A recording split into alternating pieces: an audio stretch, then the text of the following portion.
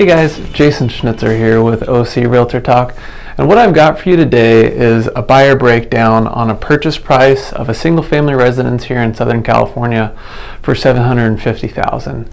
And what got me thinking to make this video is we met with a recent client about buying. She thought she was about a year, maybe 2 years out from saving, had saved up about $80,000-$90,000 and was thinking, hey, you know, I need 20% down. I'm not quite to that 750, 20% down mark of 150,000.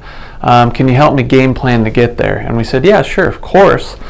However, you do know that you have other options besides putting 20% down, right? And she said, no, I didn't know that. So yeah, to answer your question, you don't need 20% down to buy a house, especially here in California. And I'd like to show you, just because I'm more of a visual guy myself, of what that looks like for a 20% down purchase at $750,000, a 10% down purchase, and even a 5% down purchase. So let's get right into it. So all of these numbers are based off a $750,000 purchase price, single family detached residence. 20% respectively of 750 is 150. That leaves you $600,000 for your first trust deed or the loan amount. And that's going to be at what market rate is about 3% right now. So broken down into bite-sized pieces, it breaks down into three different categories here for 20% down. You've got your principal and your interest, your taxes, and your insurance, where you make one monthly payment every month, and the servicer pays your taxes and your insurance when they're due. And you see that payment, PITI, is $33.85. Okay, next we have 10% down, save $750K purchase price. But of course the big difference here is down payment. It's half the down payment, $75,000, which means you're going to have an increased first trust deed. So why would a lender lend based off of less than 20% down? So what the lender's going to do is they're basically going to take an insurance policy out against you for the difference of that 20%. For, God forbid, something happened to you, bank had to foreclose, they recapture their amount that they borrowed through the resale and a foreclosure, but the difference between however much you put down and 20% is insured by a company, and it's called private mortgage insurance.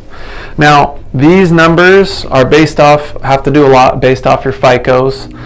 So I did it fairly conservatively. If you've got really, really high FICOs, maybe this number might be a little bit better.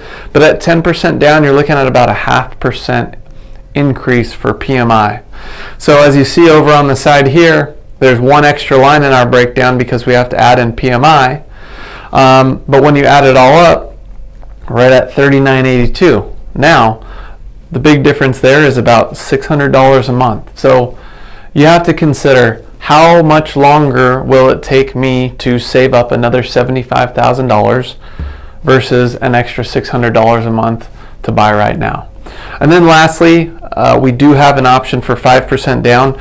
This option is great for people that, maybe just got a really, really well-paying job. You've been in the position for a few years. You've socked away, $20,000, $30,000, $40,000, $50,000, and you're in a really good income bracket. You can afford the payment, but you just don't have the down payment to get in. Well, as opposed to waiting years and years and years to save up that $150,000, we can put 5% down. And believe it or not, you can borrow up to $822,000 in the state of California, at least in, Southern California, in Orange County, LA County. That's our high balance conforming loan limits. And then make up the difference with 5%. Obviously that payment is going to be considerably higher than our 20% option, but it is an option. Again, depending on your income levels, where you're at in your savings amount and your job history,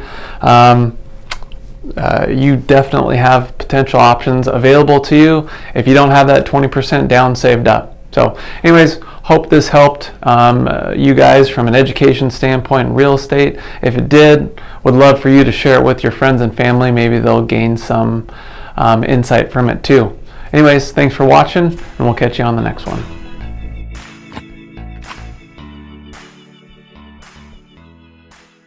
Hey guys, thanks again for watching this week's episode of O.C Realtor Talk.